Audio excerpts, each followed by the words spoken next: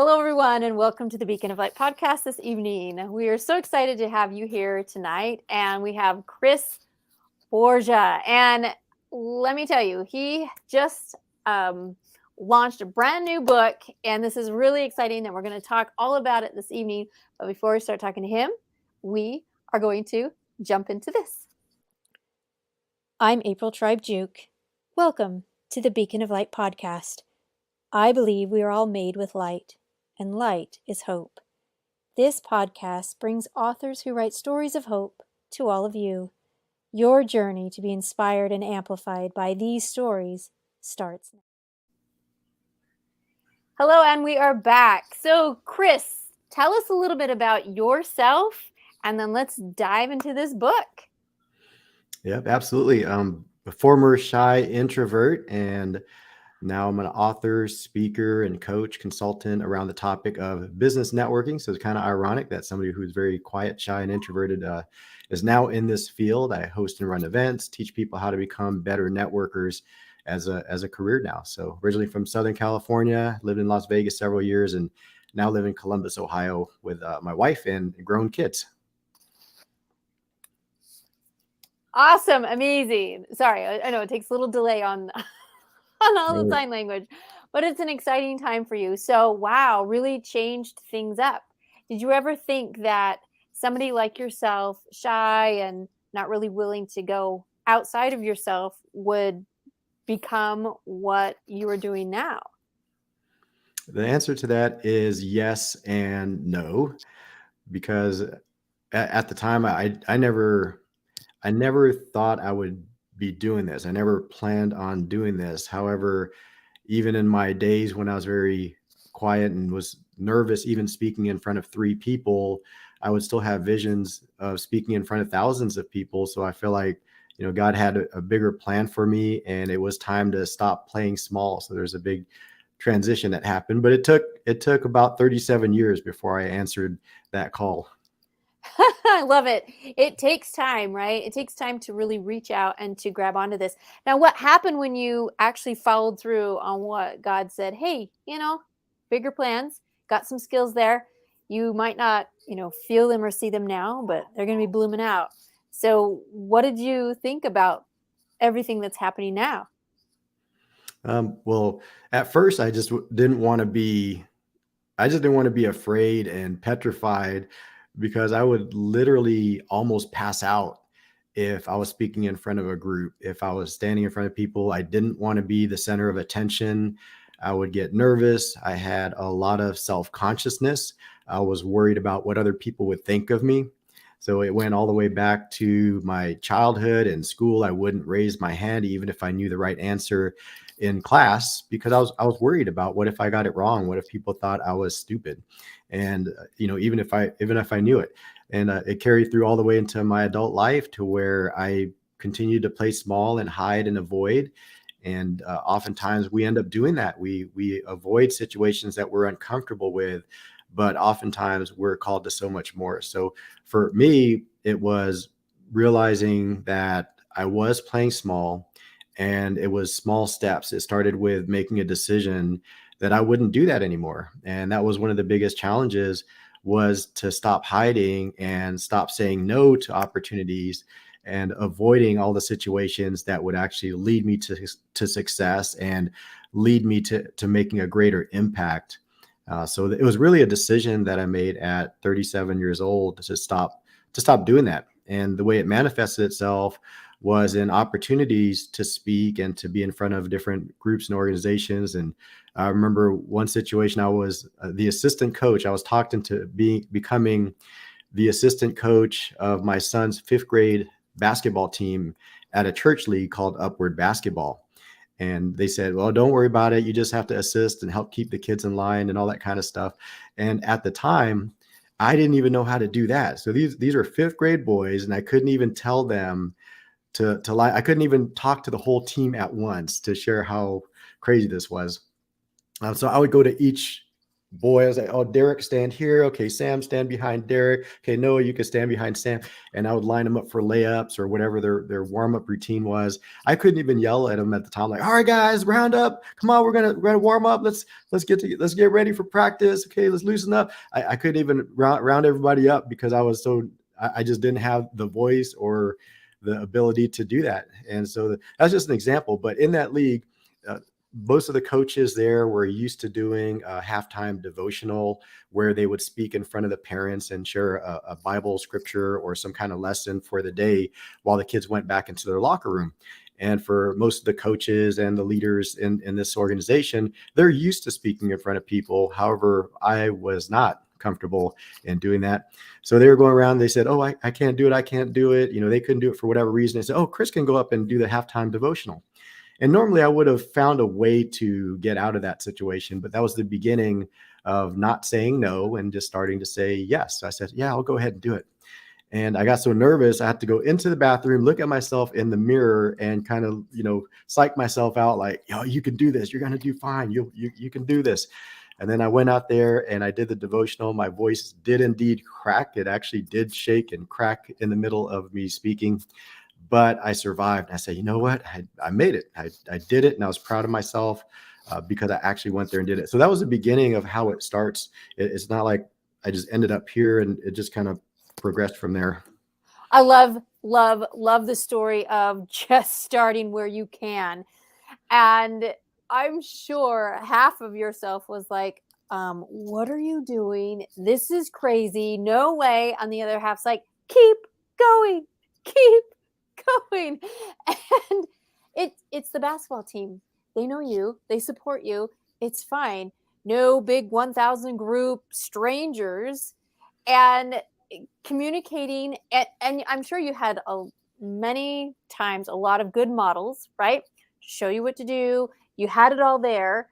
The confidence, the ability to just start. That's really the key with anything. You just have to start. You have to take the action. And now look what happened, right? I mean, wow. So share a little bit about this book. And I would love to see, do you have a copy of it there? Hold it up there. Networking Essentials for Success. There it is. Ooh, everyone see it there? Yeah, clap it out. This is so exciting. I remember meeting you at an author conference, and you just you were the one just taking it all in, right? And I'm thinking, oh, things are spinning up there in that head of his. I just know it. But he's quiet about it. He's not good poker face. You're not going to show your cards. And so now look at you. You've got your book. You've got all of these great networking and things. So tell me how going from that one-time basketball devotional teaching turned into all of this. Yep. So from there, I was working in the world of direct sales, network marketing, and that relies on you going out and getting your own customers. You're relying on generating customers to live off of. You need to generate revenue. So great place for a shy introvert like myself. But it started me down the path of self-development and growth and studying and learning success and being inspired by other people who had gone through journeys, some similar, some different, but all of them inspirational in the fact that they overcame some type of hurdle. For me, it was being shy and introverted. For others, it's something else. So in that field, I was struggling to make sales and I had run out of people to talk to. So I was already purchasing a lead lists of people that might be interested in the services and cold calling them. And it just wasn't my thing. It was exhausting. It was tiring. And one day in 2012, I ran into a networking event. I saw something online and it called out to me. It was a speed networking event in our local city. I went there. There was about 60 business people that were there, and speed networking. So there's about 30 on the inside circle, 30 on the outside circle, and then they would rotate every couple minutes, and you would do your introduction with everyone. Now it was a very fast-paced event, which is crazy for it being a first event for me. But at this event, I was really just watching and trying to learn and see what everyone else is doing because I had never done anything like this before. But after the event, I saw a couple people that were there that looked very confident They were just collected, calm, and they were just standing there. And others were coming up to them, giving them referrals and saying, hey, you know what? I ran across this person. I wanted to see if you can help them. And they would say, yeah, you give me their information. I'll give them a call, see what I could do. And that same person later at that event, another person came up to him and had a referral for him. And I said, well, that looks a lot easier to me. If people were coming to me, I think that would be a lot easier to grow my business, because I could probably close almost everyone that I talked to at that point if they're already interested. And I said, how do I do this? I started going to events frequently. I would meet with people and try to figure out what to do. I had many, many cringe-worthy moments, those moments where you wish you could just disappear because you just did something silly. So I had many of those. And it was just a lot of trial and error doing it for the first year or so. Then after a year in 2013, I started my own networking group because I wanted to provide a space that was comfortable for people like me to network. I wanted to make it less transactional and just a lot more about the community and the relationships. So I started that about a year after starting our group. Then I realized that people struggle with networking because they simply never learned how to network. And most people that were successful at networking had learned through trial and error and just stuck with it long enough. But for me, I said, what if I stop? What if, I seen so many that would come out to events and they would stop coming to events. So I started teaching people in 2014 and started Become a Better Networker, which was a company to start helping people network. And at the time, I didn't think of growing it as a business. I was just helping people because I didn't want them to be uncomfortable in the same way that I was. So I did even though I was still kind of quiet and shy, I said, I'm going to do a workshop, because I've been telling everybody around the room that just looked lost. I would just coach everybody, kind of encourage them in the same way. I said, what if I just bring everyone together and to share all the stuff that I've learned to make it easier for them? And I did my first workshop, and I had people attend, and I was shocked that people attended. And I did that for years for free. So everything that I have as a business now actually started doing it as a service for free. The networking group started that for free just to help people.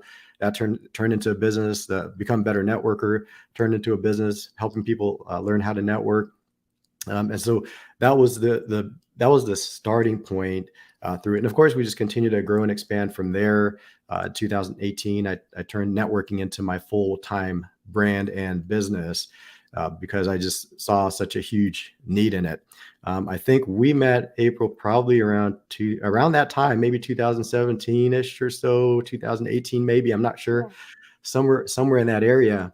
And that was, so believe it or not, that's when I was first going to write my book, was 2017. And it's been a good 5 or 6 years from the very start of the process to writing the book the way it is now. But I think it's all in God's timing that, so many things changed since then. I changed.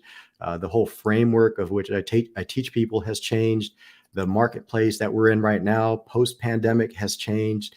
The internet, artificial intelligence, all kinds of stuff has changed since then. So I know that the book was delayed for a reason, because it now is the most cutting edge book in helping people learn how to connect with each other. So I created a framework to where people can do that and know they're on the right track. And if they're not succeeding, they know exactly what to go back to.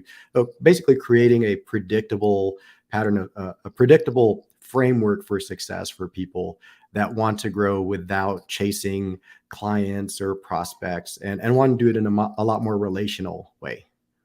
I love the idea of the relational connection, because we've all been chased, right?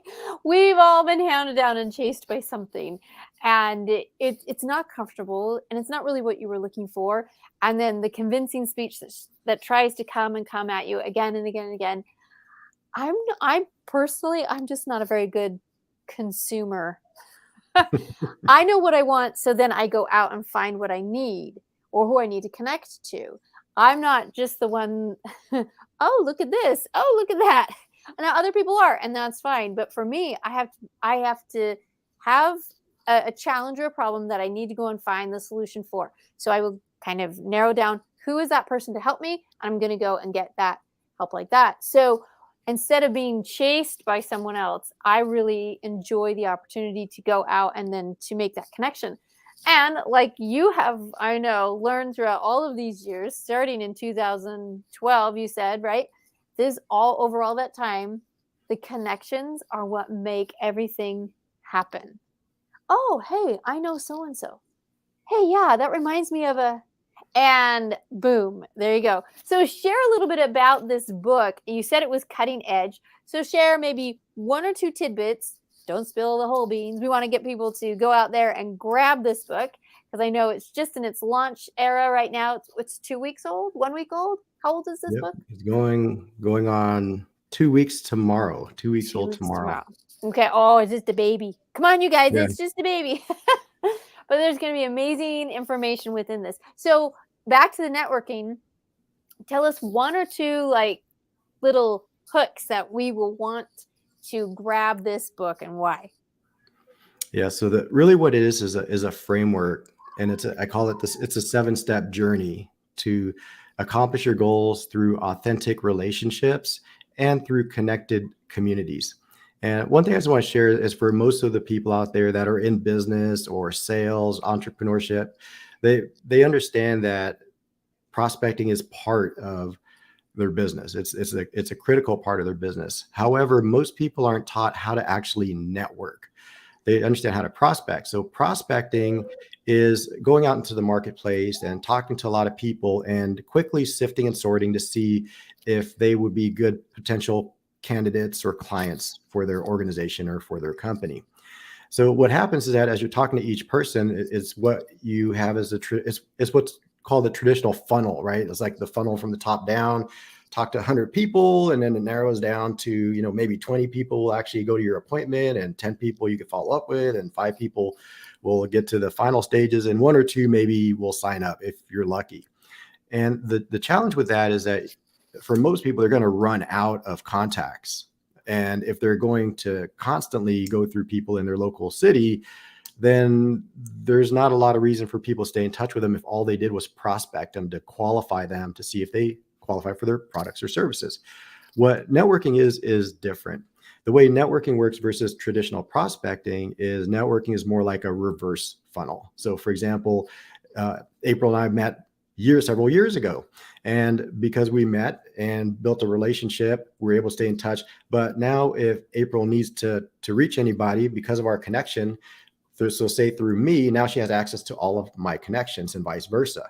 So it's the opposite of your traditional funnel where you talk to many to land a few. With networking, you could talk to just a few people, and by building a quality relationship with them, an authentic connection relationship, it opens you up to their potential clients, to their potential contacts that could become your clients through referral. So it's a lot more fun, it's a lot more sustainable, and it's done in a way that creates community. So in the prospecting way, let's say I talked to 500 people this month, which would be a ton of people to talk to in a month. That would be exhausting. But I talked to 500 people to get maybe 5 clients possibly, right? But through networking, built 5 good quality contacts. And let's just say that out of the 5 contacts, they each have about 200, 500, 1,000 contacts each in that reverse funnel. Now, not only do they stay in my network, but they become potential referral partners for me that most prospects do not become. And that's where we're accomplishing our goals a lot faster through this whole concept of doing it as a community. And that's one of our sayings is that, it takes all different types of people to succeed. And what networking does is it actually bridges the gap between wherever you are currently and what your goal is. So where you're at and where your goal is, there are gaps between where you are and where you want to be. Those gaps can be caused by a number of things that you're lacking. It could be lacking finances. It could be you're lacking time. You're super busy. Maybe you're working a side gig. Maybe you're just super busy with what you're already doing. You could be lacking knowledge or skills. So anything that you're missing can actually be filled with a person. So think about it. If you don't have enough time, couldn't you find somebody that had more time than you and they could fill the gap? If you didn't have enough knowledge, couldn't you find a person that did have that knowledge and instantly fill the gap without you having to become an expert at something? You get somebody fill the gap for knowledge. So you can see how whatever the gap is between you and your goals, people can fill it. However, they only will be willing to fill that gap if you have a connection, a relationship to where they want to serve you. And so the most people miss out on all the steps that it takes to succeed in networking. They don't have a process for it. When I first started, I just didn't want to be uncomfortable. But there are people that are comfortable with networking. They're comfortable with meeting people, but it doesn't necessarily make them a good networker. It doesn't necessarily make them successful through networking just because they're comfortable. And the opposite is true as well, that just because somebody's uncomfortable doesn't mean they're not going to be successful. So I said, it's not just the comfort level that determines somebody's success. So I went back through and I said, if I was to take somebody that says, Chris, show me what to do and I'm going to do it. And I was responsible for teaching them the exact steps to succeed. And it wouldn't just be, hey, go out there, keep on coming back, just keep trying, do it all the time. It's like, that's not enough. That's like taking a bucket of golf balls and golf clubs, going out to the driving range and saying, hey, just keep hitting balls and you're going to get better. It's not necessarily true, because it could just reinforce more bad habits rather than doing it right the first time. So I said, let me create a structure and a framework that people can follow from step 1 to step 2 to step 3. And so that's what's in the book. So if it's okay, I'll share the 7 steps, April, if that's okay. Yes, absolutely. Share what it is that you want to. And I hope everyone who has joined us here live tonight is getting the most out of this, because these 7 steps are part of this book that really can show for you how, in that framework, to do more. I loved your story there, the analogy about the bucket of balls and just whack away at it. What if you're whacking and you're tweaking your back because you don't have the right stance? All of those bad habits, we want to shed those and really do the right thing. So these 7 steps are going to help us accomplish that, right? Yep, absolutely. So I believe this will help everyone already, just sharing the 7 steps, whether they get the book or not, just to have that process in place. But all the details are in there and it'll walk you through step by step. So the first step is clarity, really just understanding what you do, how you serve the marketplace, what are the needs of the people out there, what are the pain points that they have that your products or your services or goods solve for them. Because if you're providing a solution, guess what? You don't have to sell them that solution. When we've all been in a hotel and they sell that $5 bottled water and you're like so thirsty and you don't want to spend $5 because you can buy a whole case of them at, Sam's Club or Costco. But you get it. So there is a need. You're thirsty, and the solution is the water's right there. So you're willing to pay that simply because they provided a solution for your thirst. If you're thirsty in that, on travels at a hotel room. So whatever your product, once you transition to where you're solving a problem, you don't need to sell hard because they need it. Nobody had to sell me that bottle of water because I was like, I'm thirsty. It's right there. I don't want to walk out to the store and, if it's cold or too hot or whatever. Okay. So the first thing is clarity, but not just understanding how you serve your clients and pain point, but also who are other people that can connect you to that client. So oftentimes people don't think about that. They just think about who their client is and try to reach their client directly. But there are people out there that can be a great ongoing resource to provide referrals and leads into your potential customers. So that's clarity, just understanding who your customer is, how you serve them, but also people that can connect you to your potential clients. So that's the first step, is clarity. Second is mindset. And mindset is understanding what networking truly is and what it isn't. It's not just giving out business cards. It's not just giving your pitch. What it is, it's truly about building connections and relationships so that you can share resources and create win-win situations. Now, April talked about the playing cards earlier, about how I looked like I was maybe playing cards and just holding the cards close. And that's how most people play poker, is they hold the cards really close. They don't want anybody else to see what their cards are. So if I'm playing against April and other, say 3 or 4 other people at this table, we're all doing the same thing. We're all holding our cards really close. We don't want anyone to see. We look at it like this so nobody can see, right? Now, if I ask April, April, let me see your cards. She's not going to show me her cards because that'll give me an advantage. She's going to hold it even closer and probably lean back like this, right? She's going to lean back away from me.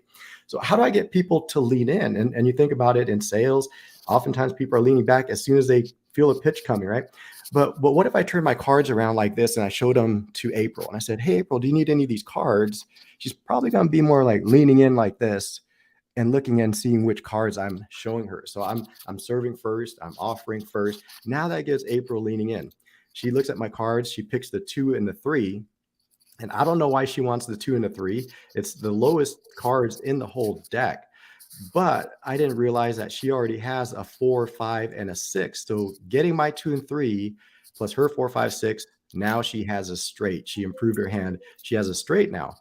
April gets rid of a couple of cards. She just throws a couple of hearts and doesn't realize that I have 3 other hearts. So her 2 plus my 3 hearts. Now I'm holding 5 hearts. So I have a flush. So I improved my hand as well. So what we're doing is learning how to serve and give first and collaborate. And when we do that, we can improve each other's hands. Now, if we continue this game of poker, then April and I are going to win most of the hands at this card table. At this table, we're going to win most of the time. Eventually, somebody's going to say, "What are you guys doing? Why are you guys always winning?" And we tell them, "Oh, we've been exchanging cards." And they're going to say, "Well, I want in. Whatever you guys are doing, I want in." Now, in the game of networking, it works just like this game that we created, to where having somebody else join our team doesn't take away from April and myself. It actually helps us because there are now more resources, more cards that we can exchange and create a better hand with. And what if we change the game from trying to have one person win and everybody else loses to what if we change the game to where let's help everyone improve their hand every single game. And as long as we all improve our hand from where we started, we're all winning. Sure, one person will have the highest hand, but the fact that we all improve our hand, we already won. So imagine doing that, not just in this game, but transfer that analogy into the business world. And networking is a team sport where the more people we have playing this game, the better it is for all of us, just like you see that. So step 2, that's mindset. Understanding this game of cards that we're playing is mindset. The third step is getting all your systems and tools prepared. I can't tell you how many times I meet somebody, and some of you might relate to this. They ask you, "Hey, are you on LinkedIn? I'd love to connect with you." And there's like, "Oh, I got to update that thing. I haven't been on there. Or I need to figure out my login," because they haven't used it. So when people aren't prepared or don't feel prepared, they often don't take the action. So we want to help people do that. So step 3 is getting all your systems and tools, your social media, your website, your contact management, your electronic calendar to make it super easy to get in touch with people. Instead of going back and forth trying to schedule appointments, send them your electronic calendar link and let people pick the time that works for both you and them without taking a bunch of time. So that's step 3. Step 4, now we get to go out and meet people. So you can see the progression of how we get everything set up to now you're ready to meet people. When you go out and meet people, you're positioned to where you're not desperate. You're not trying to sell people. You have the right mindset. And now you can enjoy conversations. You can actually connect with people, get to know the person behind the title, the person behind the profile, the person behind the business, get to know them, who they are. Because once you get to know who that person is, then all of a sudden you have a relationship and you care about them and what they do and their success, and they care about yours. And that's where we're creating true community. So step 5 is building quality relationships. Quality relationships, oftentimes people think of building relationships simply to be able to get an appointment to make a sale, hopefully. But what we're talking about is building a real relationship, a real connection that is genuine, it's authentic. You actually are there for each other. So we share ways to where you can understand how to do this, understanding the relationship strength, understanding that relationships like a bank, that you got to build a relational bank account before and make deposits before you make a withdrawal. So think about that. How many times have you gone out there and asked for something from somebody, but hadn't made any deposits? So if you feel uncomfortable asking, it's probably for a good reason, because you probably haven't served or made deposits into that person. And that's why it feels awkward. But you also know people that you've done a lot for, and they owe you one, so to speak. And it's very easy to ask them for something. So think about how that would play into your business as you do that. Step 6, building your personal brand and also your personal network, which leads to step 7. So the reason that's important is that your brand is what people think of you. That's who you are to everyone else out there. And if you don't have a brand, that's your brand. That you're the unknown, and that's unfortunate. So you might as well shape it to a way that's beneficial for you and the community as well. So the reason that's important, because step 7, the final step, so you'll notice that we're not just trying to help people network so that they can close a sale. we feel that's going to happen anyway in the middle when it makes sense. Nobody had to follow up on me, see if I bought that bottle of water in the hotel.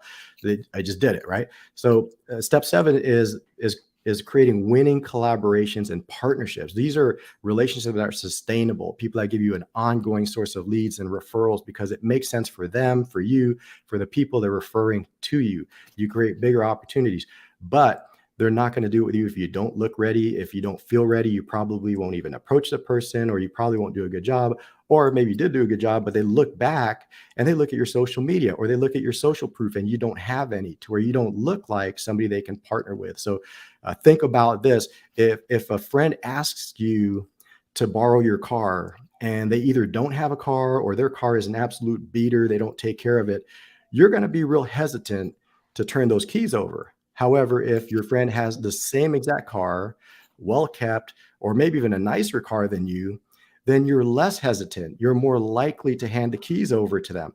Now, relate that to your network. If you ask to get into somebody's network and they look at yours and you don't have one, or you don't have any visible sign that you would take care of you would take care of the people from their network, they're less likely to let you in. If they look at you and your network, even if it's a smaller network, but it looks like a tight-knit community, it looks like good people, and you've taken care of them, they're more likely to let you into their circle. So those are the things that people don't often have, all of these steps. And that's what we put in the book, April, is a process to where people can easily follow step by step. It's got nice big print for everybody because I'm getting older too. So we put a nice big print so it's easy to read. I think it's about a 2 to 3 hour read, depending on somebody's reading speed. But it really breaks it down into small steps, lots of stories in there and analogies, similar to the ones that I just shared right now. But it'll really transform. It transforms people from the inside out and really helps them to see what they can, where they're at, why they are where they're at, and how to get through it, how to overcome that through community, and how to accomplish their goals. Wonderfully said. That whole concept is something really, really important, because relationally, we can tell if we're being used or if we are being supported. We can tell when it's really going to be something that works. And I think within ourselves, if we're honest, that the networking together, it really makes the difference. And that difference is the success in so many different ways. I know you have millions of stories, and so do I, of this person led to, and then wow, doors all open up. I love the upside down funnel, because all of those things are right there. All of those people, all those connections, everything for success is, the opportunity is there. And when you're serving, helping each other, it just naturally comes that you want to offer, share, connect with, hey, I know so and so. And that's really, as it goes forward, if you're always reaching out and trying to just get and take, it'll be exposed. And it's not going to work the way you wanted it. And there's just something about being that light among so many that really helps to make those connections work together. So everyone out there, please go ahead and grab a copy of Networking Essentials for Success. We've had the ticker running underneath. You can reach chrisborja.com. You can reach him there. Amazon, is that correct, where we can find this book as well? Any other places that you want to share with us where this book will be found? Yep. Easy way is just type in the title, Networking Essentials for Success.com. And then that's where you'll have a link to go to the Amazon page. And we actually have, because networking is a team sport, we lowered the ebook version of it to 99 cents. And what we're doing is encouraging people to gift 15 book copies out. So we call it our 15 Forward program, to where you gift 15 of these books. It's less than a $15 investment to buy 15 at 99 cents, and give them to people that would benefit: the sales professionals, the entrepreneurs, the nonprofit leaders, the students, the insurance people, the real estate people, the financial people, all the people in your life, the network marketing people that would benefit from this. Give them this book, because the more people that understand this concept, the more people that we have invited to our table to play this game with us, to where it's a lot more fun, it's sustainable, and it really brings the best out of community in a world where we're divided in so many ways. Our belief is that we're all connected. Diversity is our strength, and that we are better together. Wonderfully said. And we will leave it at that. Thank you so much, Chris.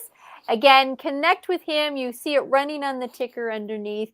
Grab this book, Networking Essentials for Success. And thank you so much for being part of the Beacon of Light podcast this evening.